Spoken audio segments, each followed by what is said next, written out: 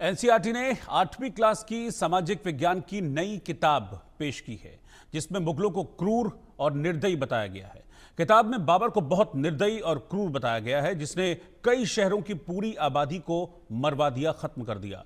वहीं अकबर के बारे में लिखा गया है कि उसका शासन एक तरह से सहनशील था, लेकिन उसने भी जालिम फैसले लिए थे। इसके अलावा औरंगजेब के बारे में कहा गया है कि उसने कई मंदिरों और गुरुद्वारों को तुड़वा दिया था। किताब में मुगलों और दिल्ली सल्तनत के समय को धार्मिक असहिष्णुता और हिंसा से भरा वक्त बताया गया है, जिसमें कई बार गांव और शहरों को लूटा गया, मंदिरों और ज्ञान के केंद्रों को तबाह किया गया, तोड़ा गया, बर्बाद किया गया। इस किताब में कहा गया है कि ये समय यानी कि मुगलों का जो दौर था, मुगलों का जो वक्त था, ये इतिहास का सबसे काला दौर था।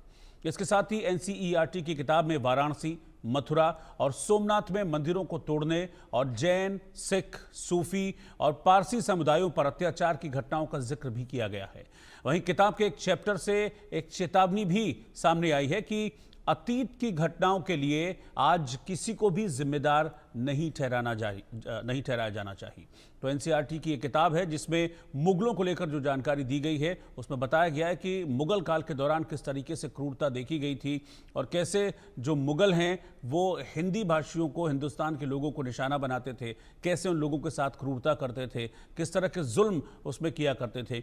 इस किताब के इस चैप्टर में कई मुगल शासकों के नाम भी हैं और उनके शासनकाल के दौरान किस तरीके से क्रूरता की गई, कैसे हिंदुओं को उस दौरान टारगेट किया जाता रहा, कैसे भारतीयों को उस दौरान टारगेट किया जाता रहा, इस बात का डिटेल में जिक्र किया गया है, जिसमें कई सारे शासकों के नाम हैं। इसमें औरंगजेब का नाम है, इसमें अकबर का नाम भी है। हालांकि अकबर के शासन को उसमें ठीक ठाक बताया गया है, लेकिन